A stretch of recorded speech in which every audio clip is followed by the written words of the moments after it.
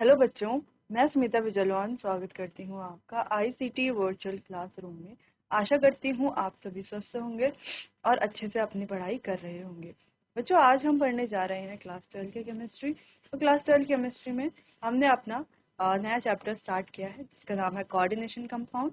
तो coordination compound के बारे में ही आगे हम डिस्कस करेंगे और एक बार रिवाइज कर लेंगे जो भी प्रीवियस लेक्चर में हमने पढ़ा है। कोऑर्डिनेशन के बारे में हमने अपने लास्ट लेक्चर में पढ़ा था कि ये कैसे कंपाउंड है, कॉम्प्लेक्स कंपाउंड ये होते हैं। ठीक है, तो यहाँ पर कुछ टर्म्स के बारे में हम बात कर रहे थे, जैसे एडिशन कंपाउंड क्या होते हैं, जो सॉल्ट के कॉम्बिनेशन से या मॉलिक्यूल के कॉम्बिनेशन से बनते हैं। जैसे कि हमारे पास ये है KCl plus MgCl2 plus 6H2O, ये मिलकर के बन रहा है ये हमारा कंपाउंड। ठीक है, एक कॉम्प्लेक्स कंपाउंड ये बना रहा है। ठीक,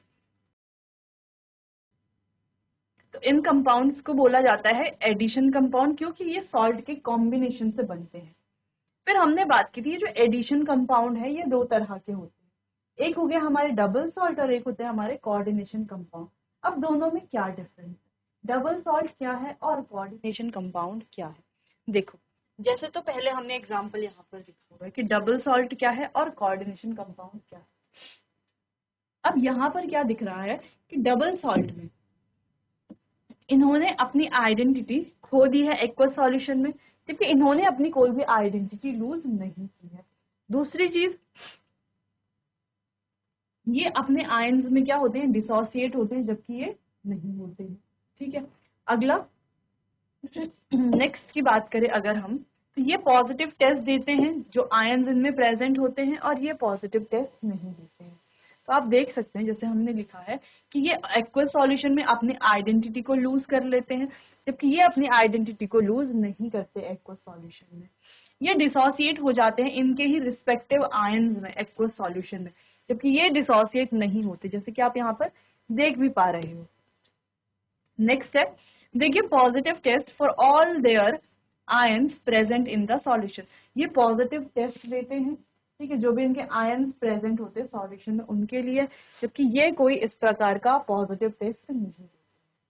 ठीक, चलिए फिर हमने बात की तो कोऑर्डिनेशन कंपाउंड जो है इसको हमने दो पार्ट में देखा था, एक इसका आयनाइजेशन स्पेयर, एक इसका कोऑर्डिनेशन स्पेयर। जैसे यहाँ पर देखते हैं, तो ये हो गया हमारे पास आयनाइजेशन स्पेयर, ठीक है, और ये हो गया है कोऑर्डिनेशन स्पेयर। अब ये जो कोऑर्डिनेशन स्पेयर है ना, ये कैसा होता है, नॉन आयनाइजेबल होता है। कैसा होता है, नॉन आयनाइजेबल होता है। ठीक है, जबकि ये तो अगला तो हमारा है ही आयनाइजेशन स्पेयर। फिर ये इस जो हमने ये कोऑर्डिनेशन स्पेयर को अगर हम जूम करके देखें तो वो कुछ इस तरीके से होता है, जहां पर एक हमारा होता है सेंट्रल मेटल, बीच में है ना सेंट्रल मेटल, और किनारे पे भी हमारे कुछ क्या है, कंपाउंड्स हैं, मॉलिक्यूल्स हैं। ठीक है, अब ये देखो कैसे जुड़े हुए हैं इस सेंट्रल मेटल से, कोऑर्डिनेशन बॉन्ड से जुड़े हुए हैं। सेंट्रल मेटल से ये जो लीगेंड्स इन्हें कहा जाता है, ठीक है, तो ये लीगेंड्स कैसे जुड़े हुए हैं, कोऑर्डिनेट बॉन्ड से जुड़े हुए हैं। ठीक है, तो फिर जब हम इनको ब्रेक करते हैं तो हमने क्या देखा, यहाँ पर है सिंपल कैटायन और ये बन गया है कॉम्प्लेक्स कैटायन। क्लियर है, इतना तो हमने अपने लास्ट लेक्चर में पढ़ लिया है। अब कुछ और एग्जांपल्स की बात करते हैं। ठीक है, पहले इतना आप देख लीजिए, नोट कर लीजिए।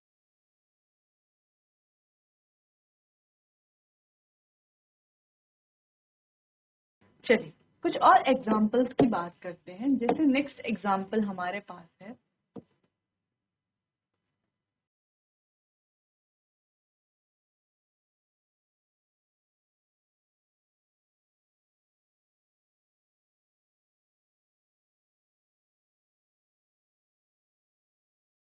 ये हमारे पास कंपाउंड है, कोऑर्डिनेशन स्पेयर है, आयनाइजेशन स्पेयर है। ठीक, इसको ब्रेक करते हैं तो कुछ इस तरीके से ये ब्रेक हो,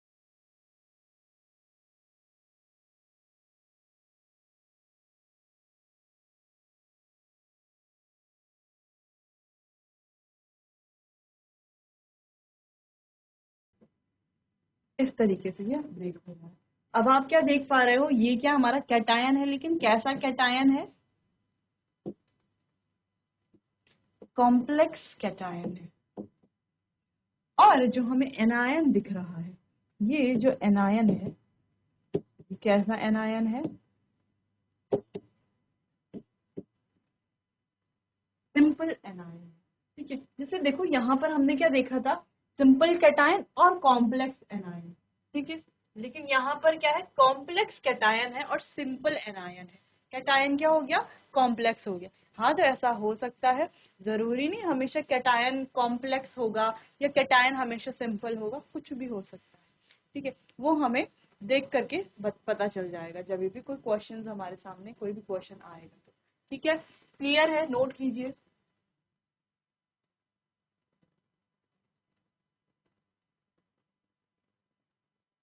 चलिए आगे बढ़ते हैं, कुछ और टर्म्स के बारे में बात करते हैं। देखो एडिशन कंपाउंड के बारे में हमने बात की, जिसमें हमने डबल सॉल्ट पढ़ा।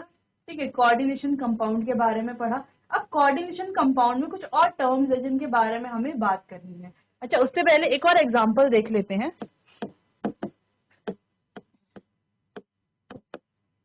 अच्छा, ये क्या है हमारा, ये भी कोऑर्डिनेशन पेयर है।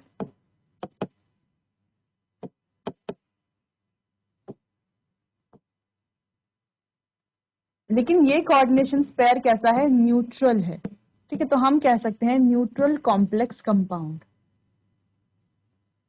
ये है तो कॉम्प्लेक्स कंपाउंड, लेकिन कैसा, न्यूट्रल है। ठीक है, अच्छा क्या, तो एक ऐसा केस भी हो सकता है जहां पर दोनों ही कैटायन और एनायन दोनों ही कॉम्प्लेक्स हो, बिल्कुल हो सकता है। तो कई सारे एग्जांपल्स आपको देखने को मिलेंगे। फिलहाल ये एग्जांपल्स हैं कुछ, ये आपने नोट कर लिए होंगे। अब कुछ और टर्म्स की बात करते हैं, terms use in coordination compound.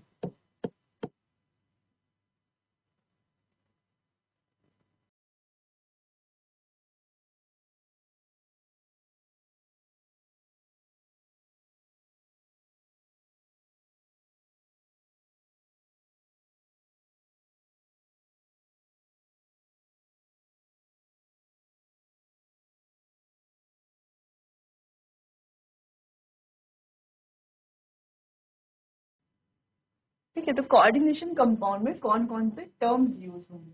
देखो, सबसे पहला है हमारे पास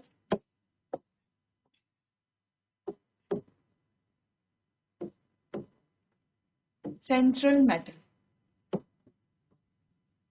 अब ये सेंट्रल मेटल है, जैसे हमने एग्जाम्पल की बात करते हैं,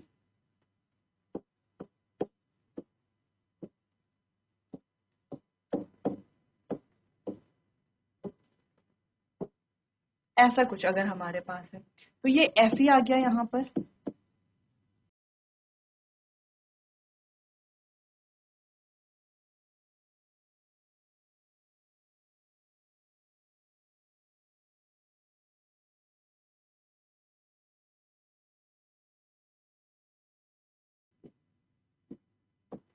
अब Fe क्या है, यहाँ पर एक सेंट्रल मेटल की तरह एक्ट कर रहा है, या हम कहें Fe क्या है, यहाँ पर एक सेंट्रल मेटल है। सेंट्रल मेटल एटम क्या होते हैं, जिनसे, ऐसे मेटल्स जिनसे बाकी के जो मॉलिक्यूल्स है वो अटैच हो। ठीक है, वो हमारे सेंट्रल मेटल होते हैं। एग्जाम्पल आप एक बार नोट कीजिए इसे।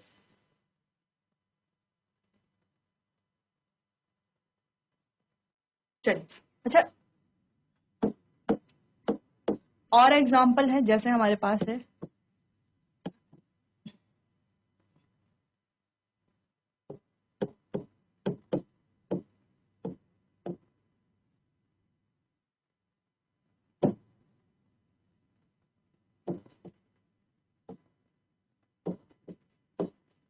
यहाँ पर भी क्या है, जो Cu है वो क्या काम कर रहा है, एक सेंट्रल मेटल एटम की तरह काम कर रहा है।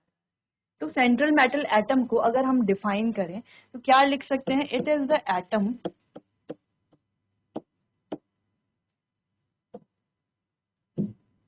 it is the metal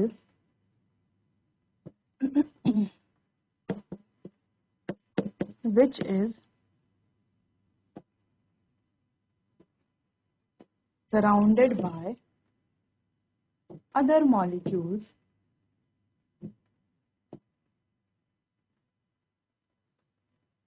which is surrounded by other molecules. ठीक है,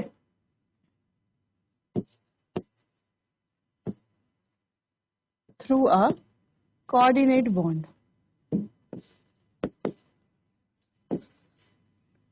ठीक है, तो ये क्या है, कोऑर्डिनेट बॉन्ड के द्वारा ये जो हमारे मॉलिक्यूल्स हैं ना, इनसे क्या हो रखे हैं, सराउंडेड हो रखे हैं। ठीक है ठीक है, तो कोऑर्डिनेट बॉन्ड से ये इससे अटैच हो रखे हैं।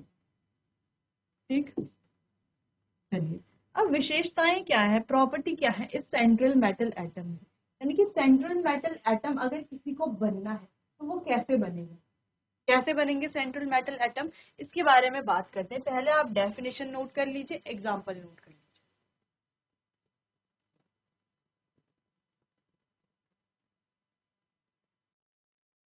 चलिए आगे बात करते हैं, एग्जांपल से समझते हैं।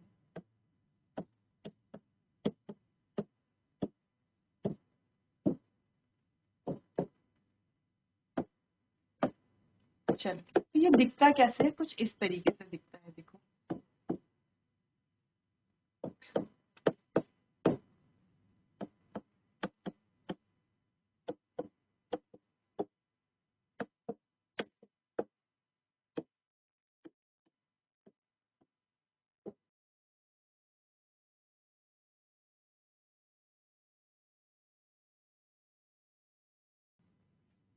तो ये जो है हमारा, ये सी है, ये क्या है, सेंट्रल मेटल है।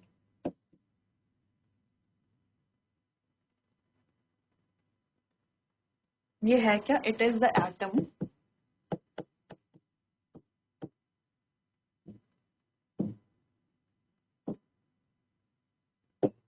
which is bounded by other molecules through a coordinate bond।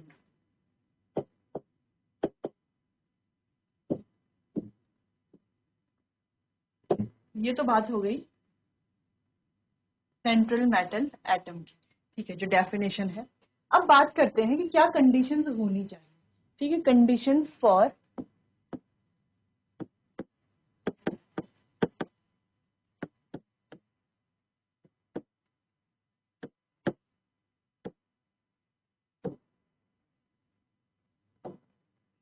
Central metal के लिए क्या कंडीशंस होनी चाहिए।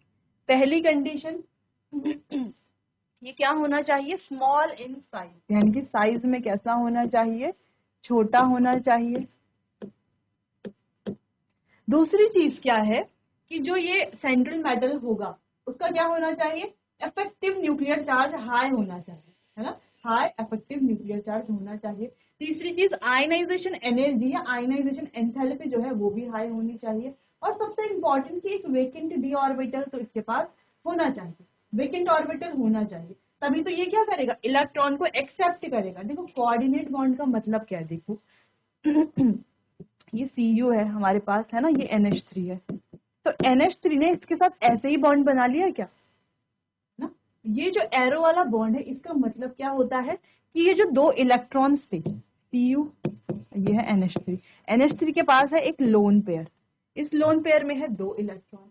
अब कॉपर के पास नहीं है, ये इसको इलेक्ट्रॉन दे और ये शेयर करे और क्या करे, यहाँ पर बॉन्ड फॉर्मेशन है।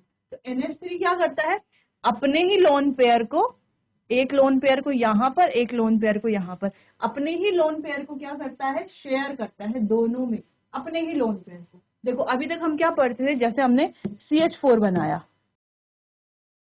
तो 1 2 3 4 और H हो गया हमारे पास 1 2 3 4। अभी तक हम क्या पढ़ते थे कि ये देखो कार्बन क्या कर रहा है, अपने 4 के साथ हाइड्रोजन से उसके 4 इलेक्ट्रॉन भी ले रहा है। ठीक है, और हाइड्रोजन क्या कर रहा है, अपने 1 इलेक्ट्रॉन के साथ कार्बन से उसका 1 इलेक्ट्रॉन भी ले रहा है, जिस वजह से यहाँ पर बनता है ये टेट्राहेड्रल स्ट्रक्चर। ठीक है, अब ये बॉन्ड जो बना है, ये बॉन्ड कैसे बना हुआ है, शेयरिंग से बना हुआ है। इलेक्ट्रॉन की शेयरिंग से ये बॉन्ड बना है। ठीक है, इतना समझ में आया। इस बॉन्ड को हम क्या बोलते हैं? इस बॉन्ड को हम बोलते हैं कोवेलेंट बॉन्ड। क्यों? क्योंकि इलेक्ट्रॉन की शेयरिंग से ये बॉन्ड बना है, सिंपल है, इतनी बात। लेकिन इसमें और कोऑर्डिनेट क्या डिफरेंस है? कोऑर्डिनेट में भी तो हम बोल रहे हैं ना कि शेयरिंग हो रही है, लेकिन बच्चों ध्यान दो, यहाँ पर शेयरिंग कैसे हो रही है? एक इलेक्ट्रॉन कार्बन का है और एक हाइड्रोजन का है ना? दोनों के एक एक इलेक्ट्रॉन है, फिर वो शेयर कर रहे हैं। लेकिन यहाँ पर क्या होता है? दोनों ही इलेक्ट्रॉन किसके हैं? अमोनिया, ये NH3 है, जो दोनों ही इलेक्ट्रॉन NH3 के हैं, जिस वजह से यहाँ पर क्या आता है? इस तरीके का जो बॉन्ड होता है वो ऐसे ना होकर के ऐसे एरो हेडेड होता है ना? यानी कि इसका एक हेड भी होता है। तो ये जो टेल है, ये टेल किस पर आती है? जो इलेक्ट्रॉन्स को क्या करता है? डोनेट करता है। तो ये जो N है, इसके पास जो ये लोन पेयर है इस NH3 के पास, ये क्या कर रहा है? उसको डोनेट कर रहा है। किसको? Cu को। यानी कि अगर ये डोनेट करता है तो Cu क्या कर रहा है? इसे एक्सेप्ट कर रहा है। तो ये डोनर है तो इसको लुईस बेस भी कहा जाता है, और ये एक्सेप्टर है तो इसको लुईस एसिड भी कहा जाता है। तो लुईस मतलब ये क्या है? लुईस बेस की तरह एक्ट भी करता है। ठीक है, खैर वो हम लिगेंड्स में पढ़ेंगे बाद में। फिलहाल हमें इतना देखना है, ये जो हेड है, हेड किसकी तरफ आएगा? जो इलेक्ट्रॉन को एक्सेप्ट कर रहा है, और टेल किसकी तरफ आएगा? जो इलेक्ट्रॉन को डोनेट कर रहा है। तो इस NH3 ने अपना ये जो लोन पेयर है वो डोनेट किया है, तो इसीलिए यहाँ पे एरो आया है। एरो का मतलब क्या है? कि दोनों इलेक्ट्रॉन एक नहीं दिए हैं। ठीक है, जैसे जो दो दोस्त होते हैं, मान लीजिए दो कोई फ्रेंड है और ये बाहर खाना खाने जाते हैं। मान लीजिए इन्होंने खाया है 50 रुपए का खाना। ठीक है, 50 रुपए में से 25 रुपए इस फ्रेंड ने दिए हैं और 25 रुपए इस फ्रेंड ने दिए हैं, यानी कि दोनों ने म्यूचुअल शेयरिंग की है। तो यहाँ पर जो बॉन्ड बनेगा वो कोवेलेंट बॉन्ड बनेगा। ठीक है, अब मान लेते हैं दोनों फ्रेंड्स में से जो 50 रुपए हैं वो एक ही फ्रेंड ने दिए हैं, इस वाले फ्रेंड ने दिए हैं। तो यहाँ पर आ गया 50 रुपए इसी ने दिए हैं, तो इस तरीके से यहाँ पर कैसा बॉन्ड बन रहा है? ऐसे हेड वाला बॉन्ड बन रहा है, और इस बॉन्ड को क्या कहेंगे? Coordinate bond. ठीक है, क्योंकि शेयरिंग सिर्फ एक नहीं, ये एक नहीं, दोनों में शेयर किया है इलेक्ट्रॉन। ठीक है, कोऑर्डिनेट बॉन्ड का समझ में आया? चलिए, अब हम कंडीशंस लिख रहे थे कि सेंट्रल मेटल के लिए क्या क्या कंडीशंस होती हैं।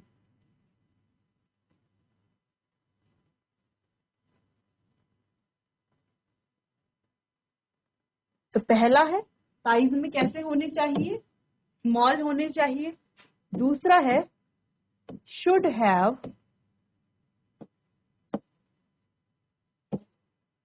हाई इफेक्टिव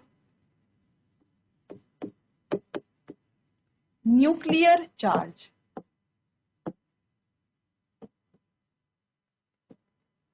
ठीक है, हाई इफेक्टिव न्यूक्लियर चार्ज होना चाहिए।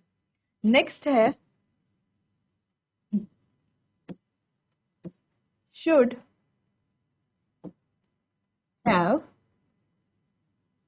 हाई आयोनाइजेशन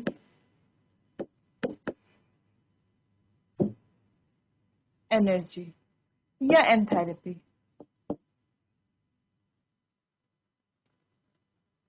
ठीक है, हाई आयोनाइजेशन एनर्जी एंथैल्पी होनी चाहिए। नेक्स्ट है, जो कि बहुत ज्यादा इंपॉर्टेंट भी है,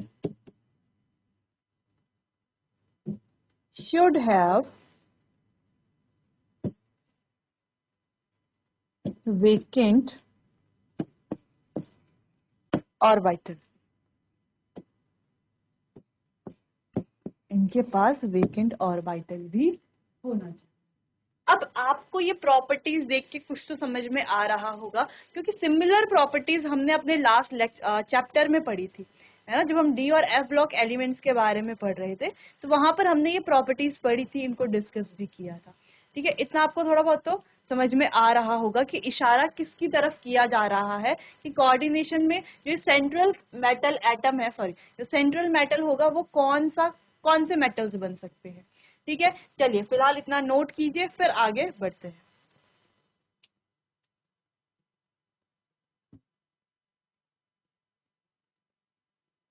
चलिए, तो नेक्स्ट जो फोर्थ पॉइंट हमने डिस्कस किया था कि यहाँ पर वेकेंट ऑर्बिटल होना चाहिए।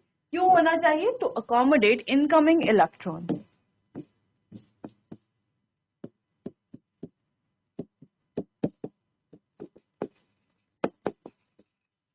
इनकमिंग जो इलेक्ट्रॉन्स हैं उनको फिल करने के लिए, है ना, जैसे हमने बात की, जैसे हम बोल रहे थे ना, जैसे हमने देखा कि ये जो Cu है और ये जो NH3 है, इसने अपना लोन पेयर क्या किया, यहाँ डोनेट किया, ठीक है, शेयर किया, डोनेट किया है, ठीक है, यही कर रहा है ना। तो इसके पास क्या होना चाहिए?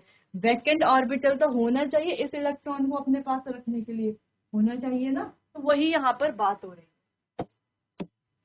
अब ये जो सारी कंडीशंस है, ये कौन फुलफिल कर सकता है? जो ये सारी कंडीशन फुलफिल कर सकता है वो हमारा सेंट्रल मेटल एटम बन सकता है, ठीक है। तो ये कंडीशन कौन फिल कर सकता है? तो बच्चों, these condition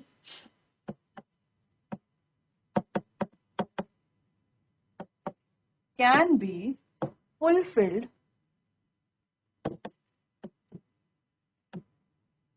bye D block या transition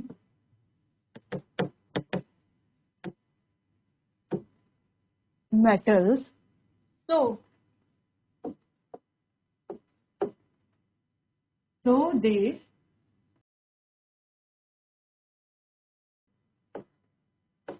act as central metal atom. इन कंडीशंस को कौन फुलफिल कर रहा है? जो डी ब्लॉक वाले एलिमेंट है, जो हमारे ट्रांजिशन मेटल है, वो इस कंडीशन को फुलफिल कर रहे हैं, वो जो सारी कंडीशंस हमने पढ़ी। So they act as central metal atom, ठीक है, इसीलिए सेंट्रल मेटल एटम की तरह वो एक्ट करते हैं, ठीक है। दे कैन कर लेते हैं, सो दे कैन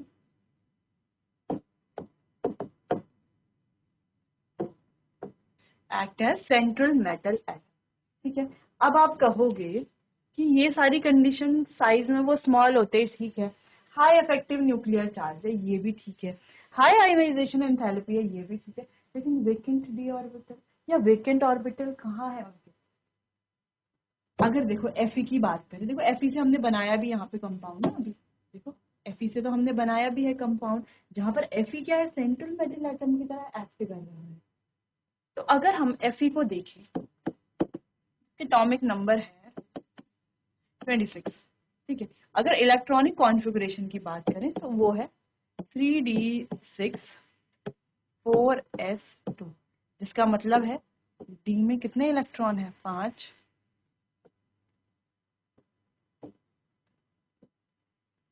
3d, ये आ गया 4s। तो D में कितने इलेक्ट्रॉन है? 6 है,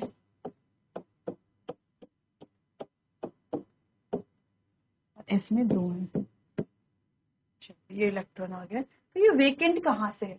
अगर हम वैकेंसी की बात कर रहे हैं कि ये वेकेंट है, तो वेकेंट कैसे है? हमने तो मेन पॉइंट तो यही लिखा है ना, हमने इसको इम्पोर्टेंट भी इसको मार्क किया हुआ है, देखो इसको हमने इम्पोर्टेंट भी मार्क किया हुआ है कि वेकेंट डी ऑर्बिटल तो होना चाहिए। तो कहाँ है vacant D orbital? Vacant D orbital है, क्योंकि 4s के बाद आता है 4p, और 4p के बाद आता है 4d।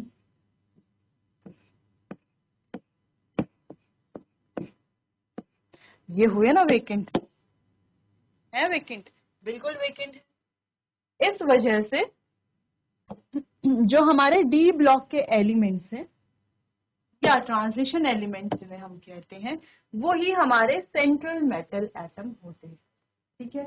चल, जैसे एग्जांपल में हमने देखा था Fe वाला कंपाउंड, कॉपर के कंपाउंड, ठीक है, तो यही हमारे सेंट्रल मेटल एटम होते हैं, ठीक। इतना आपको ध्यान में रखना है, क्लियर है इतनी बात? चलिए, अब इतना नोट कर लीजिए, ये जो इम्पोर्टेंट कंडीशंस थी सारी चीजें आप नोट कर लीजिए, फिर आगे बढ़ते हैं।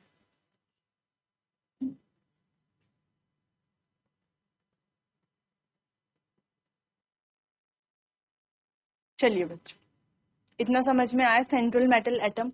अब बात करते हैं लिगेंड।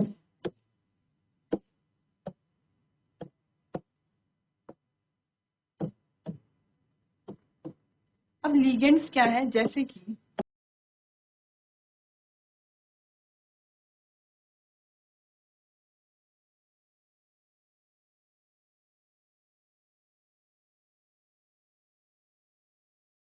ठीक है, तो ये क्या है हमारे, देखो ये तो हमें पता है, ये तो हमारा सेंट्रल मेटल एटम है, लेकिन इसके बाहर से ये जो है, जो क्या कर रहे हैं, इलेक्ट्रॉन पेयर को डोनेट कर रहे हैं सेंट्रल मेटल एटम को, वो क्या होंगे, हमारे लिगेंड्स होंगे। तो लिगेंड्स क्या है, which donate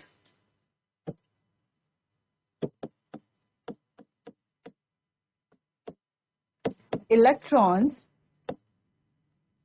to central metal atom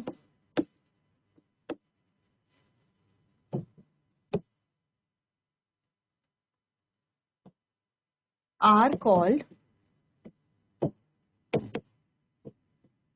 ligands। उन्हें क्या कहा जाएगा, ligands कहा जाएगा। तो अब आप क्लियर है ligands क्या है। देखो ये हमारा सेंट्रल मेटल एटम है, ये क्या है, ligands है। ligand क्या कर रहा है, जैसे यहाँ पर ये जो Cu है, यहाँ पर ये जो N है, ये क्या कर रहा है, अपने ये जो इलेक्ट्रॉन्स है वो इसने यहाँ पर इसको डोनेट किए हैं। तो जो डोनेट कर रहा है वो क्या करेगा, एक्ट एज ल्यूइस बेस। तो वो ल्यूइस बेस की तरह यहाँ पर एक्ट करता है। ठीक है, चलिए क्लियर है, इतना समझ में आया कि लिगेंड्स क्या होते हैं। अच्छा ये डोनेट कर रहे हैं, तो ये क्या कर रहा है, एक्सेप्ट कर रहा है। तो जो एक्सेप्ट कर रहा है, तो वो ल्यूइस एसिड की तरह एक्ट करेगा, है ना। एक अगर बेस की तरह एक्ट कर रहा है तो एक एसिड की तरह करेगा। तो सिंपल नॉर्मल आपको ध्यान सिर्फ ये वाला रखना है कि जो डोनेट कर रहा है, ठीक है, जो इलेक्ट्रॉन्स को डोनेट करेगा, उन्हें हम क्या कहेंगे, लिगेंड्स कहेंगे। अब जैसे यहाँ पर देखो, ये हमने कंपाउंड लिया था ये वाला,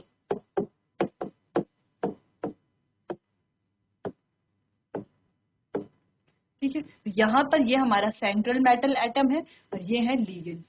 ठीक है, बाकी हम इसको और डिटेल में डिस्कस करेंगे बाद में। फिलहाल आपको इतना जानना है कि लिगेंड्स क्या है और जो हमारे सेंट्रल मेटल एटम है वो क्या है, डबल सॉल्ट क्या होते हैं, कोऑर्डिनेशन कंपाउंड क्या होते हैं। फिलहाल हम टर्म्स के बारे में बात कर रहे हैं, बाकी तो चैप्टर को जब हम आगे पढ़ेंगे तो वहां पर इसे और डिटेल में समझेंगे। नोट कीजिए इतना।